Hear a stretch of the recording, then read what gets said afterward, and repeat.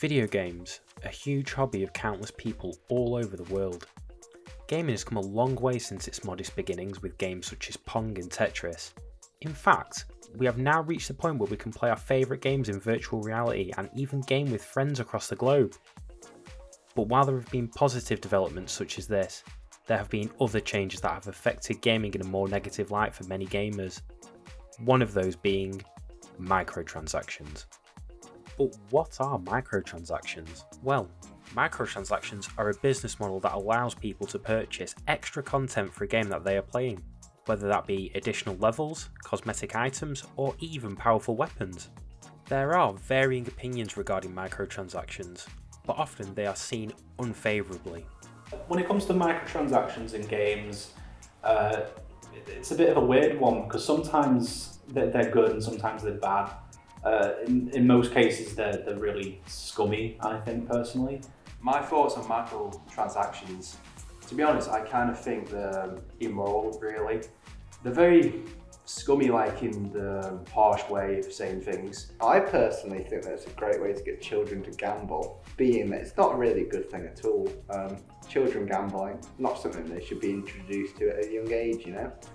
It's not a good system to have in place over a big majority of games. Microtransactions have been a polarising addition to the world of gaming.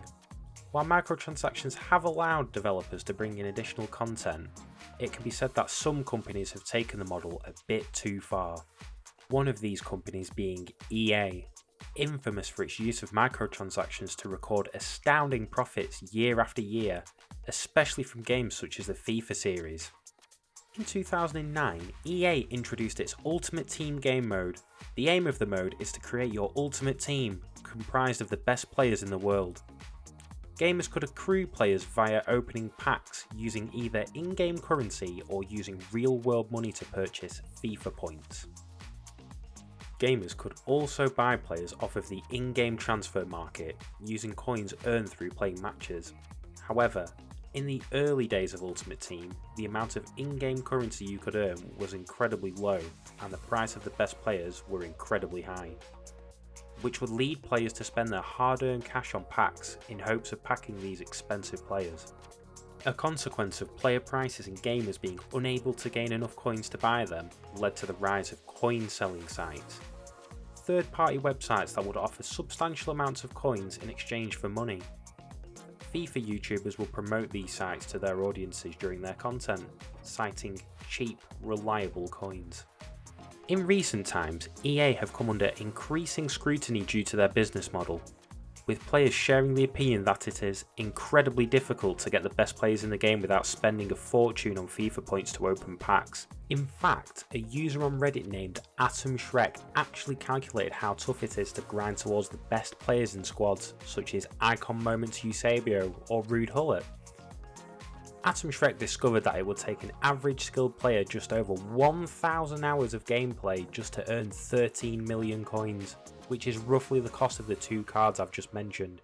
The 1,000 hours of gameplay includes playing all the various modes which give players rewards, such as Division Rivals, Weekend League, and Squad Battles. But Weekend League stops as soon as the next edition of FIFA is released. 1,000 hours is a shocking statistic considering there had been an overwhelming uproar about it taking 40 hours to unlock Darth Vader on another of EA's games, Star Wars Battlefront 2. When it first came out, that was a mess. Like you could buy hero characters in that game like straight off the bat with real money, and as opposed to just playing the game, which in the beginning Darth Vader took over 40 hours to grind just to unlock, but you could just buy him with like £20 of in-game currency. It was completely ridiculous. To put the 1,000 hours into perspective, that is a staggering 41 days of gameplay. And this is only if you don't spend any of the coins you have earned since playing FIFA in early access. Atom Shrek stated that the best possible squad in the game will cost an incredible 70 million coins, which equates to around 10,000 hours of gameplay, or you could earn coins by opening packs via FIFA points. Atom Shrek theorised that Rude Hullet himself would set you back around roughly £3,000, with the best possible squad requiring a mere investment of only £17,000. Not forgetting that a new version of the game comes out every year, where you have to start from scratch. In 2019, the Belgian government declared that loot boxes were a form of gambling, which is illegal for people under the age of 18. FIFA's player packs fell under the loot box umbrella.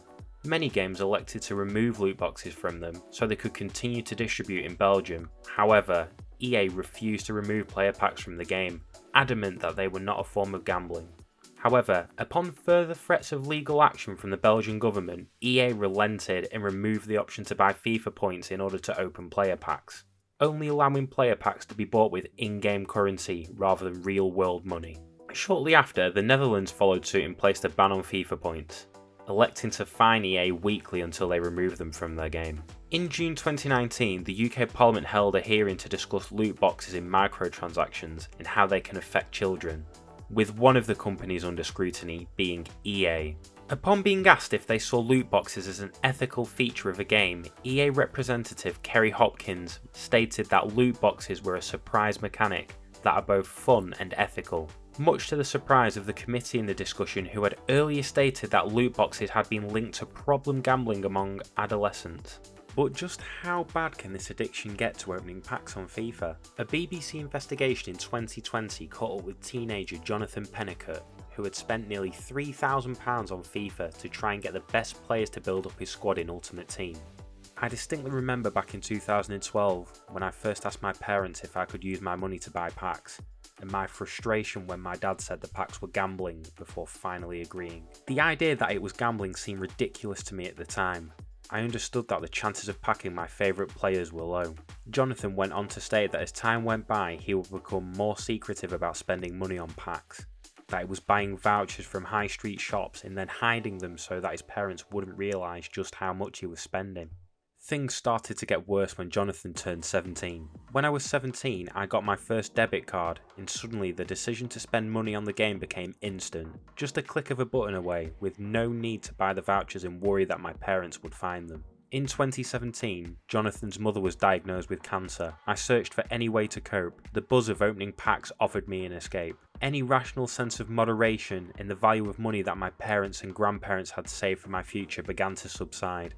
I felt like I needed the money now to cope, and that in years to come my future self would somehow understand. I was spending £30 at a time, then 40, then 50. By the time my card began to block my transactions, I was throwing £80 into the game 4 or 5 times a night. Money that my parents and grandparents had worked for, that had been given to me as savings for my future. I had blown almost £3,000. But can all the blame be put on Jonathan himself? Or could more be done to regulate and protect gamers? In 2020, the House of Lords Gambling Committee said that loot boxes in video games should be regulated under gambling laws, classified as games of chance, which would bring them under the Gambling Act of 2005. Lord Grade, chairman of the committee, stated that lots of countries have started to regulate loot boxes because they can see the dangers, which is teaching children to gamble. I have fallen prey to the allure of packing the best players myself. During my teenage years, much like Jonathan, I spent just over £1,000 over the span of a month in hopes of getting access to players that seemed unattainable for me. I felt that same buzz when I got an amazing player, but the buzz was soon overtaken with a huge sense of regret after realising just how much money I had spent. I think there should be some more things put into place to protect younger audiences of games, especially younger gamers. It takes a couple of button presses, and if you have a card associated with your console or your PC or whatever you're using, all it takes is a couple of clicks or button presses just to buy something in that game. And it's ridiculous that it's that easy, and there's no way to protect people from that. If you're a parent and you have a child that plays these games and you have your bank details on these games, they can spend loads, and there needs to be more things put into place to protect these younger people, especially their parents' bank accounts. Definitely. What I think could be done to protect younger vulnerable people is safeguards, to be honest with you. Like, parents should be more engaged with this stuff. It's pretty much a scam. I don't know what exactly, but I think it should just be a parenting issue, really, where they have to keep their mind out. I think more could be done to protect younger gamers because, do that through removing loot boxes, removing microtransactions, and then they're not introduced to gambling at a young age, and it's healthier. There are countless questions on this subject. Is enough being done to protect gamers from gambling addiction? What can be changed? Who is to blame for this problem? Gamers? Parents? The companies themselves? What do you think?